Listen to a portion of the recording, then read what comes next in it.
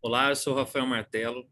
É um prazer participar da conferência FACTA WPSA Brasil, Avicultura Recalculando. Vou apresentar o trabalho chamado Avaliação da Resposta Vacinal contra Gumboro em frangos com diferentes níveis de anticorpos maternos. A doença de Gumboro é uma das principais causas de perdas econômicas da indústria avícola. Por acometer principalmente aves jovens, é importante que a ave esteja sempre protegida por anticorpos maternos nos primeiros dias e pelos anticorpos induzidos por resposta imune ativa através da vacinação, logo que os anticorpos maternos decaiam. A vacinação é efetiva no controle da doença de Gumboro quando realizada no momento correto.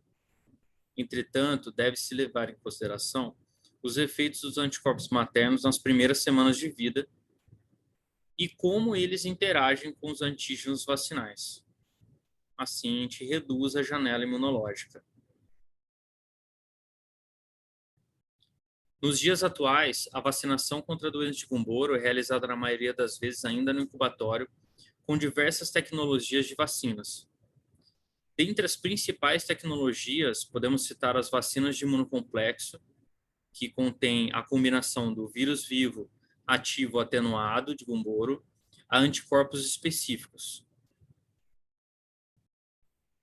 Uma das novas categorias de vacinas são as vacinas vivas de vírus livre, utilizadas no incubatório via em ovo ou subcutânea, em que a replicação do vírus vacinal se inicia aproximadamente 3 semanas após sua aplicação.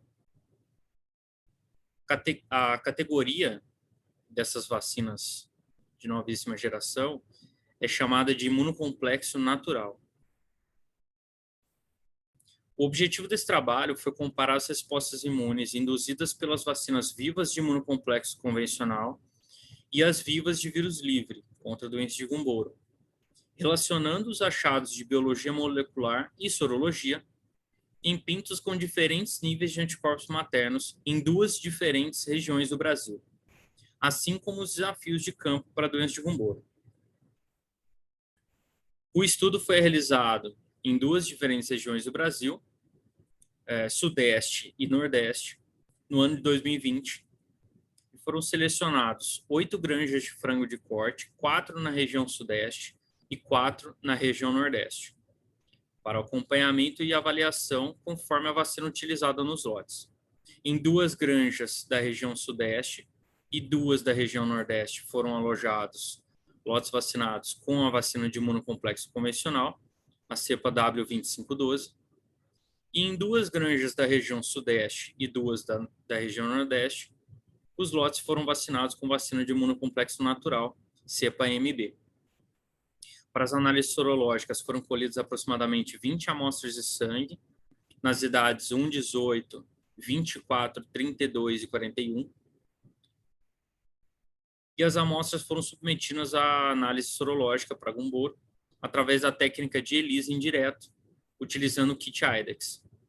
Os títulos médios geométricos, GMT, de anticorpos e percentual do coeficiente de variação, que é o percentual CV, foram compilados para uma melhor avaliação da curva sorológica. A colheita das amostras oscilou em 3 dias na faixa etária das aves para melhor adaptação da rotina das granjas.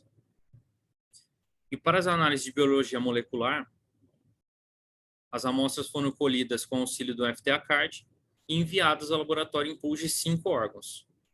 Para a identificação da estirpe vacinal ou viral, da estirpe viral de Gumboro presente nas amostras, foi utilizada a técnica de reação em cadeia polimerase, polimorfismo de comprimento de fragmentos de restrição, que é o PCR-RF-LP. Os lotes analisados na região Sudeste apresentaram títulos maternais mais baixos, quando comparados à região Nordeste, GMT de 1.893 contra 5.318. Também foi possível observar a diferença de títulos de anticorpos entre os lotes ao final, onde os do Sudeste tiveram títulos de anticorpos mais altos, e esses resultados sugerem que os lotes avaliados na região Nordeste tiveram um atraso no início da imunidade ativa proveniente da vacinação, uma vez que ambas as vacinas dependem da cinética dos anticorpos maternos para o início da replicação. Como o anticorpo materno estava mais alto, demorou mais. O início da imunidade ativa decorrente da vacinação aconteceu em momentos distintos nos diferentes grupos, corroborando com o Bublot em 2007. No lote 8, que recebeu a vacina MB1, dá para observar o início da imunidade mais precoce, o que vem de encontro aos achados em 2019 por Achache. Na biologia molecular, obtivemos diferentes taxas de recuperação da cepa vacinal entre os grupos. Na região sudeste, 16% dos lotes vacinados com imunocomplexo e 83% nos lotes vacinados com imunocomplexo natural. E na região nordeste, a recuperação da cepa vacinal foi de 50% para os lotes vacinados com imunocomplexo e 83% nos lotes vacinados com imunocomplexo natural.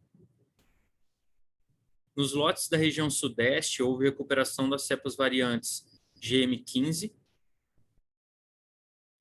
e em 67% das amostras, nos grupos 1 e 2, que foram vacinados com imunocomplexo convencional, indicando aí um alto desafio contra a doença de Gumboro com essa estirpe sul-americana, o que pode ter influenciado, inclusive, na soroconversão.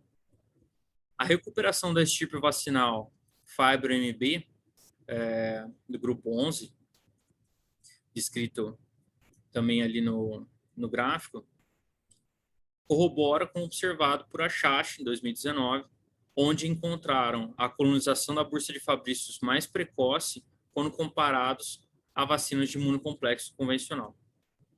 A alta recuperação das estirpes GM15, observada nos lotes 1 e 2, pode ocorrer por fato dessa cepa ser mais rápida na colonização da bursa de Fabrícios, o que pode dificultar o controle pela maioria das vacinas, né, citado no trabalho de Boldaoud, de 2016. Os resultados sorológicos e de biologia molecular são complementares, tanto nos lotes com baixos níveis de anticorpos maternos no Sudeste, como nos lotes de altos títulos no Nordeste, foi possível observar a estabilidade de soroconversão com 32 dias nos lotes vacinados com MB1, com seu estímulo inicial na idade de 24 dias. Isso pode ser justificado devido à precocidade da colonização da bursa de Fabrícios e na indução da resposta imune ativa pela CPMB. Isso também descrito por Achache em 2019. Nota-se também, além da estabilidade de títulos desde os 32 dias, o coeficiente de variação, percentual, mais baixo nas amostragens de 41 dias. Nos lotes com títulos maternais mais altos, que foram os lotes 5, 6, 7 e 8, nós não tivemos recuperação das cepas de campo. A cepa sul-americana G15, ou algo assim, indicando uma maior proteção das aves nos primeiros dias de vida, e os títulos mais baixos ao final de vida dos lotes podem indicar também uma menor pressão de infecção, o que corrobora com os dados obtidos na biologia molecular. A vacina de imunocomplexo natural mostrou comportamentos distintos entre os grupos, demonstrando que seu modo de ação depende da cinética dos anticorpos maternos, assim como demonstrado também em 2019 por Rosenweg. Os grupos com nível de anticorpos maternos mais baixos da região sudeste demonstraram uma soroconversão mais precoce com os diferentes tipos de vacina, os títulos mais elevados à idade de abate. No caso das aves com nível de anticorpos maternos mais alto, né, da região nordeste, a soroconversão foi mais tardia, porém cerca de 4 dias mais precoce nos grupos vacinados com vacina de imunocomplexo natural. A precocidade da vacina de imunocomplexo natural pode ter colaborado para a não ocorrência de cepas de campo nos grupos com baixos títulos maternais da região sudeste. Os títulos sorológicos podem, nos grupos, nos lotes 1 e 2, podem ter sofrido influência dos desafios de campo, demonstrado pela biologia molecular. Fica aqui meu muito obrigado e fico à disposição para dúvidas em relação a esse trabalho e outros assuntos. Muito obrigado.